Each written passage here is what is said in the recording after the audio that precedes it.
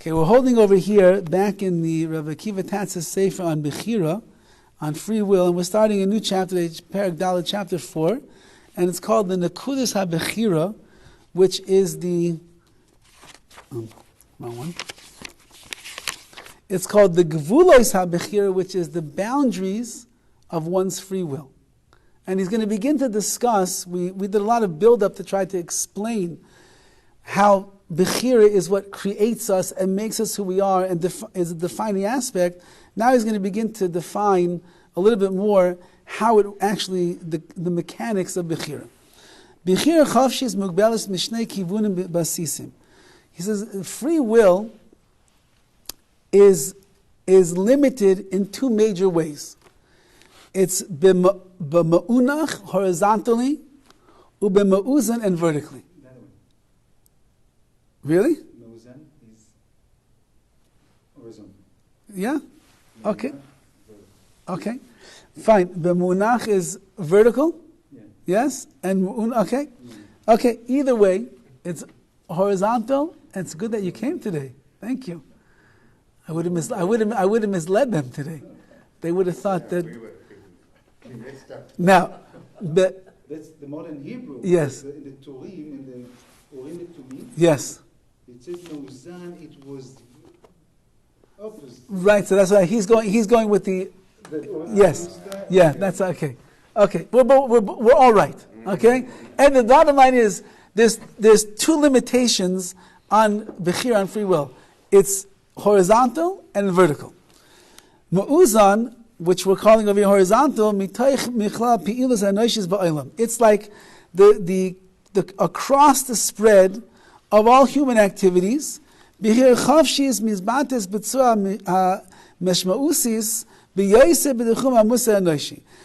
do we see free will come mostly? In the area of human morality, and in the area of human morality, that's where it's going to be. It's stretching across the line of humanity. He says, Im nedaik b'merchav achichoch bein ha'ani ha'gavoy v'ha'namuch ba'adam. But the real zone of conflict that we find within a person where their bechira, their free will, is going to express itself, is in the higher self and the upper self.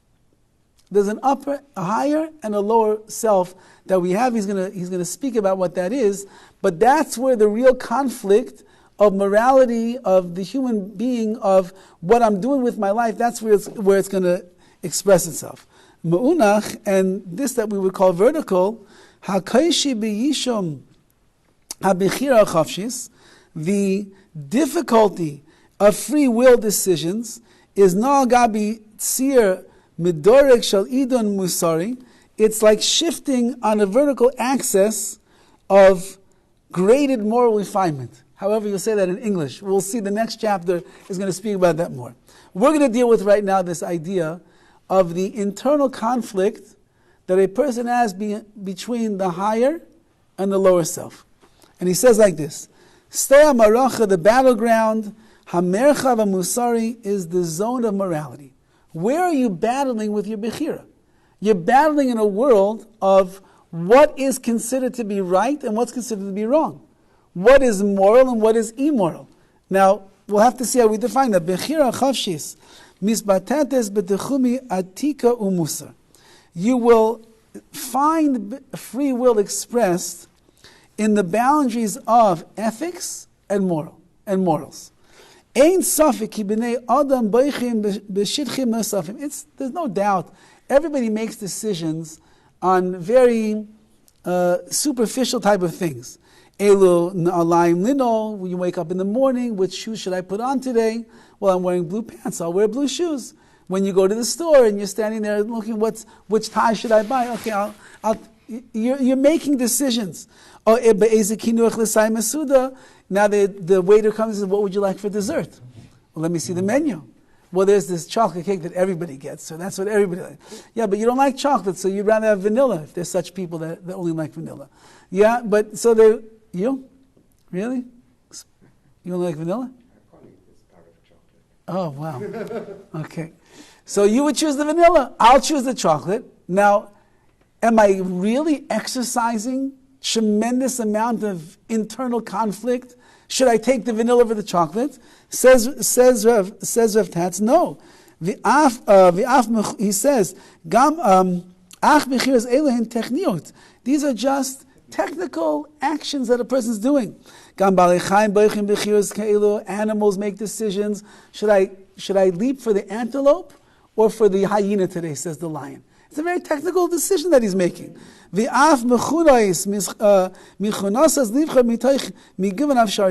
you can even program machines today to make certain decisions of what to do. So it has nothing to do with the inner workings of the psyche, of the neshama, of the soul of the person, which shoes you're going to wear or what food you're going to eat. It's no different than the animal or the robot that was programmed. There's some new robot now that they're claiming has emotions and it can feel the things that you say to it. So there's no difference. But the real free will, which we are going to be involved with, is bispatchus henoshis. It's human development.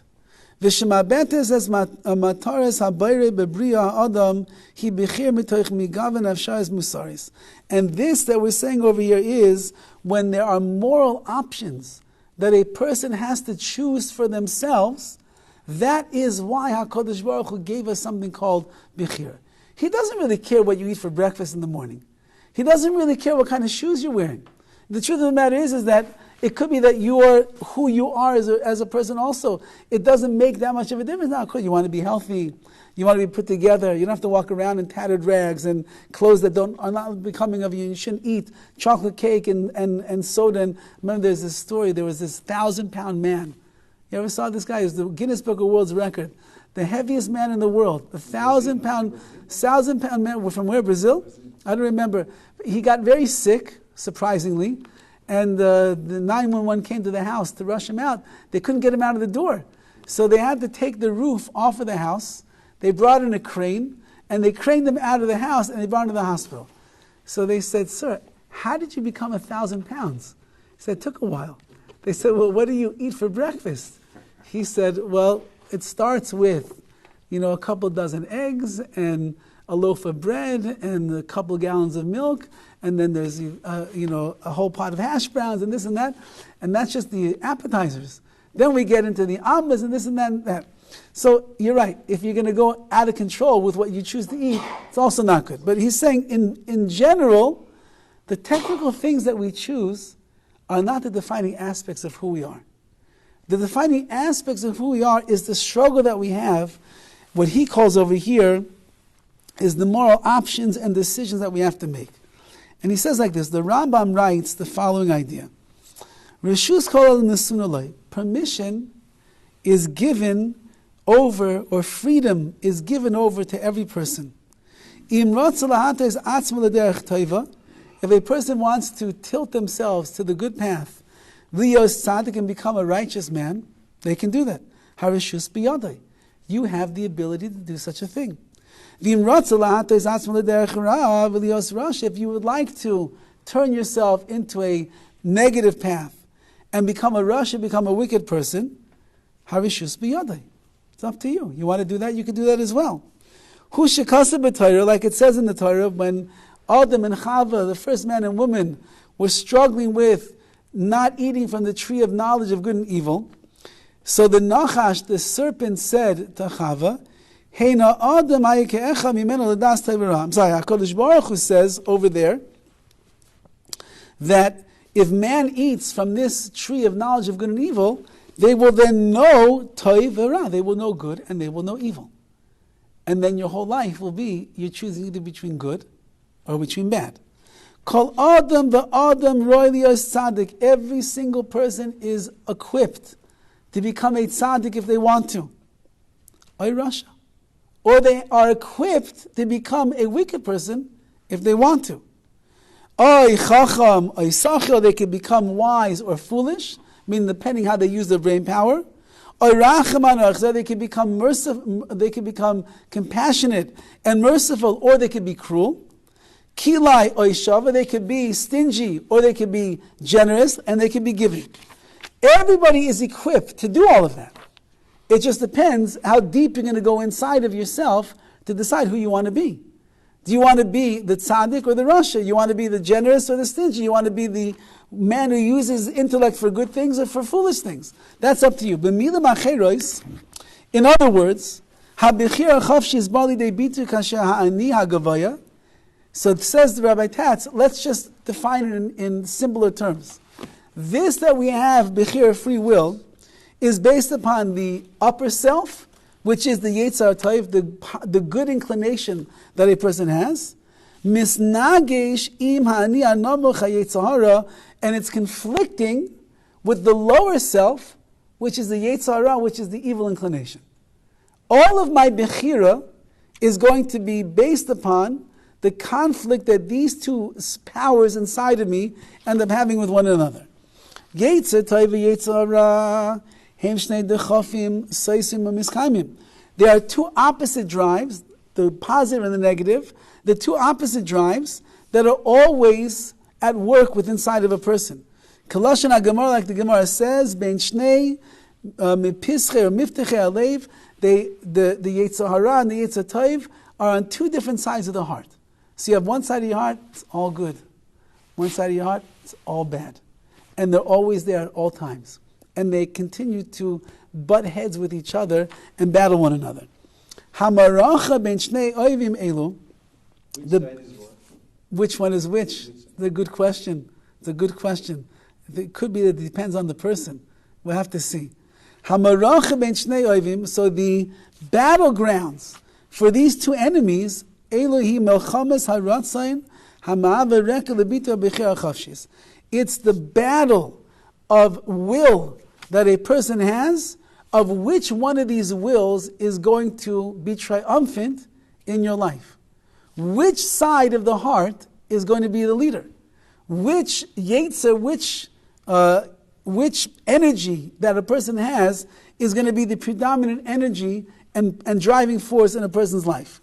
Yetzer hu koyach ma'atzev. What is yetzer? Yetzer means it's like this formative force of energy in a person. It's a force of energy that's forming and shaping. Hamilchama hi bein shnei koiches munugadim kasher kolecha menasi lo zeh sheyatzev es the musa shel adam. What's the struggle? The challenge is each one is vying for your attention. Each one is vying to say, you should become like me. You should let me shape you and form you and chart the path of your life and set everything up the way that I want it to be. So on one end there's a Yetzer Tov which is saying, go to a life of righteousness, holiness, spirituality, goodness. And then there's a Yetzer Hara that's saying, you don't have to worry about all that stuff. You don't have to be so moral. You don't have to be such a good guy. There's plenty of other things that you can do. Everything is fine. So which side of the coin of the heart is pulling you in which direction? Ha-Bechira, ha'im, l'shakev esademus, al yaino al achniya l'koiches anumachim b'teve anoishi hi avodah shel Bechira. The whole job of our Bechira is, are you going to strive to cling to the higher world of who you are?